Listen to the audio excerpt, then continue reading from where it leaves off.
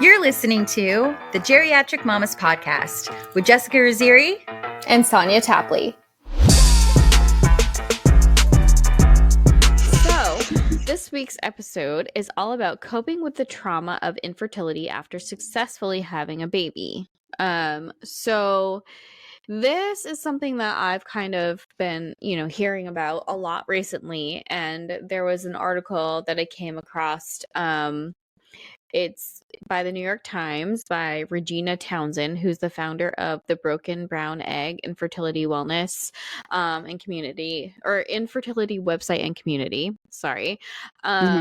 So I'm just gonna read a little section of that to get a full understanding of what we mean by infertility trauma after having a baby successfully. So infertility changes how you see yourself and the world. Somewhere along the journey, many of us stop feeling as though it's something that is happening to us, but instead begin to believe that it's a part of who we are.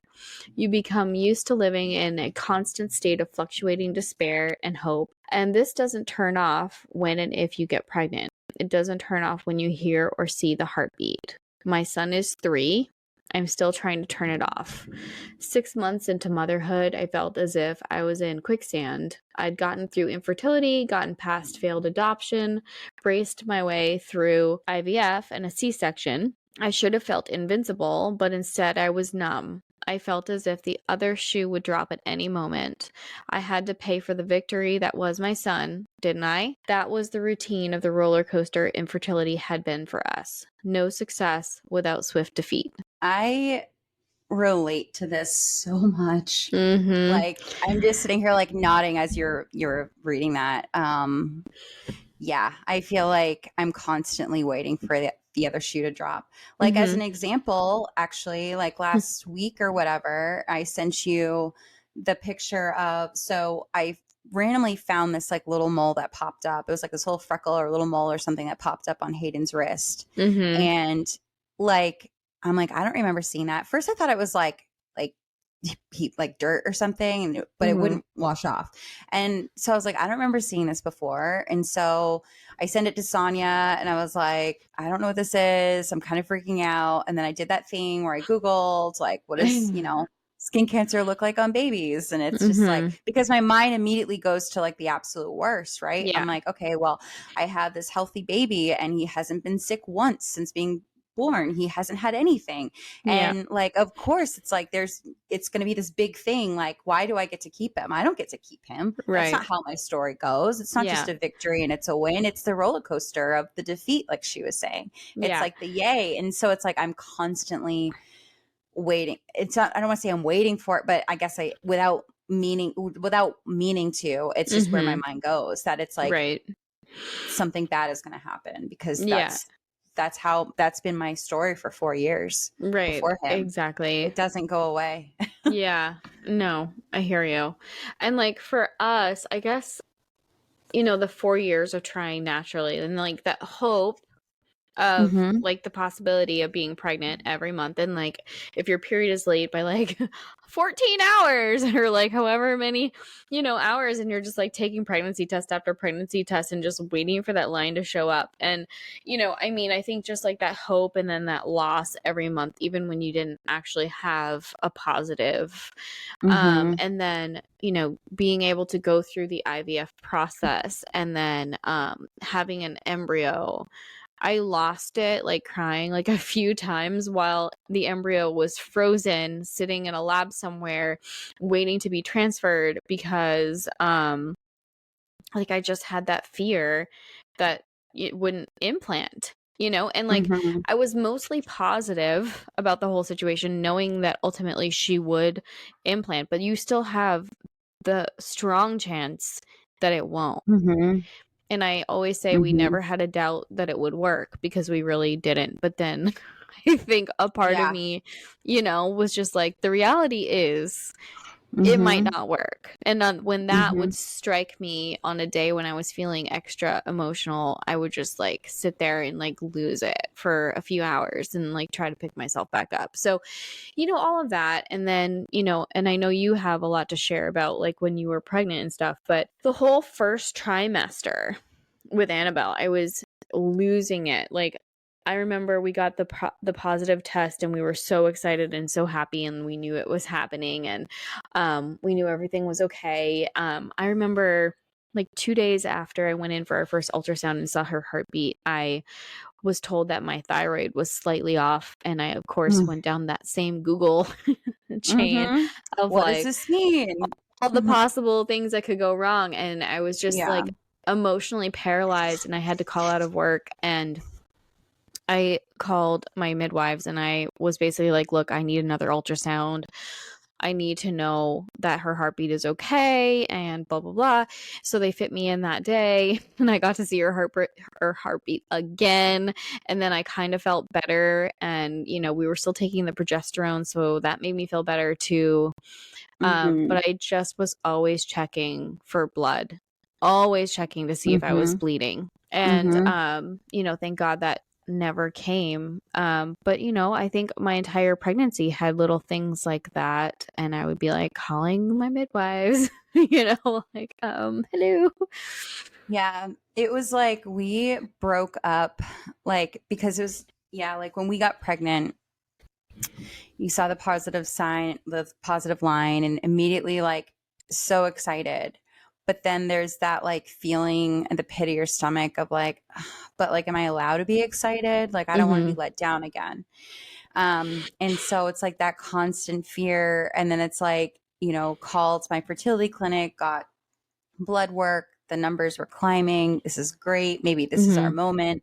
But then it was like the first ultrasound, you have to wait a few weeks before, because, you know, before they can see anything. And we basically, how I got through that, because it was like I had so much anxiety, like just like waiting. I was just like so afraid, because I think I was just waiting for the other shoe to drop. I was waiting for the bad news.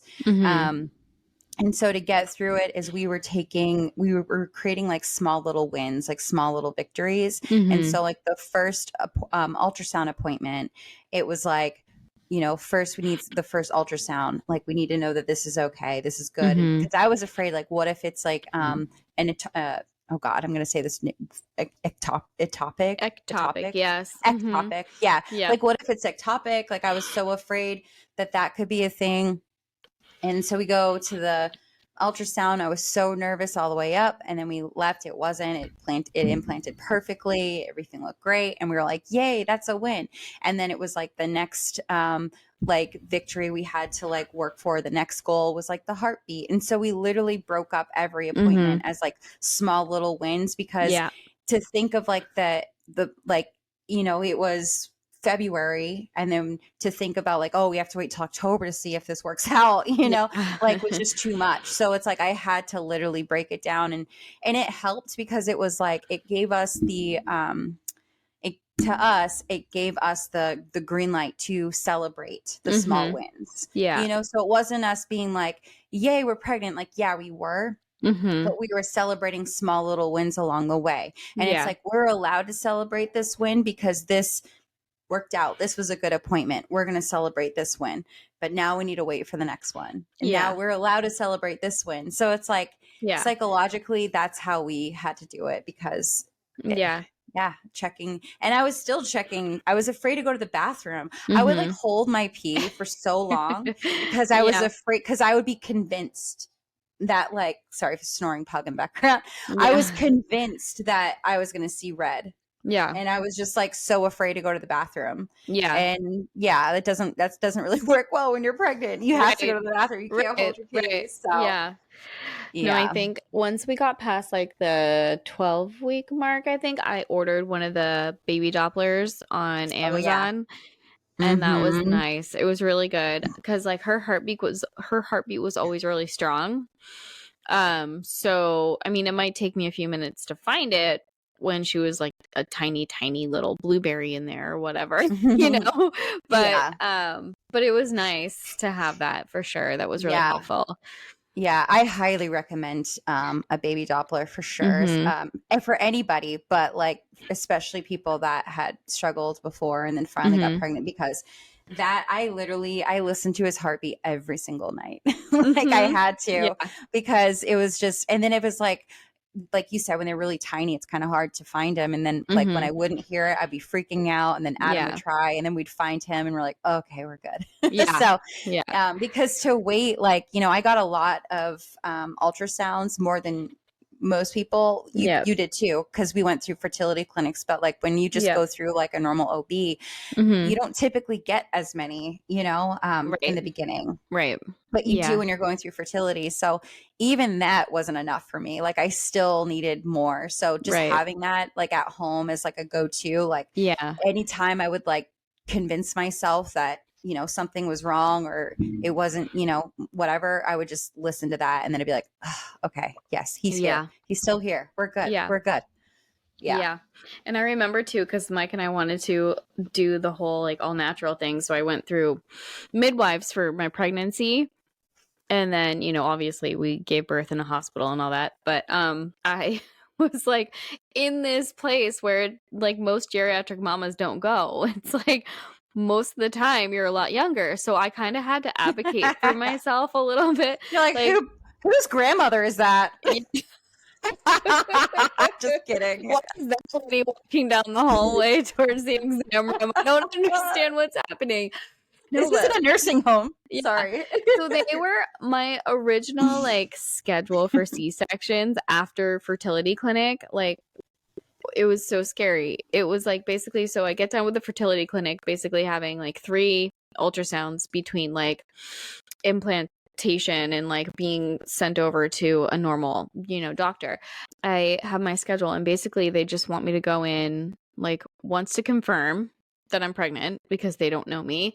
And then at my 20-week scan.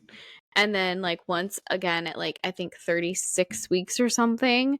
And then maybe right before birth, if necessary, was their plan. And I was like, okay. So I think we were like getting up to, it was like one of my exams in between, you know, the initial meeting and the 20-week. And I was like, listen, I'm, you know, older. I had to go through IVF to have this baby. And again, for the 100th time, she was our only embryo.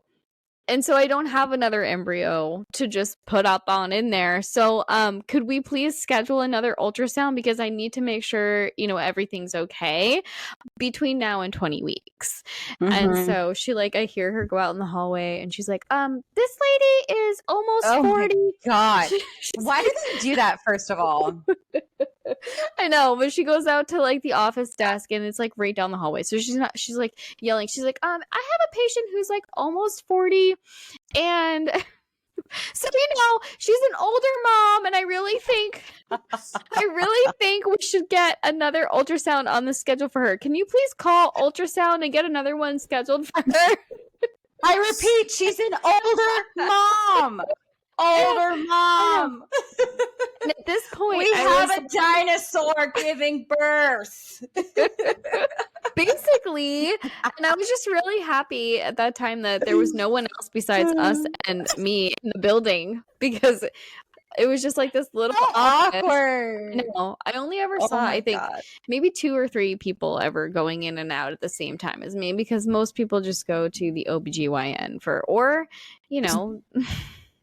I don't know. But why do doctors do that? Like the nurses especially do that. Like they think that like there's like this like wall of glass or like just like a door is going to like be so soundproof. And then they just like holler out the hall. I have a lady here who and you're like, are you kidding? Like she's really fucking old and she needs another ultrasound. I have a lady that turned a dried up raisin into a fetus. She's wanting another ultrasound. Yeah, I told her she was due and it wasn't due for another 3 weeks, but this old battle axe is insisting to get in. I'm choking on my iced tea. Oh my God. And I snorted. And they like come back, like they open up the glass. Oh yeah, absolutely. We can fit you right in. Exactly. We'll fit you in tomorrow at 9 p.m. Like, how did that just happen? You're just like, anymore. Really? Yeah.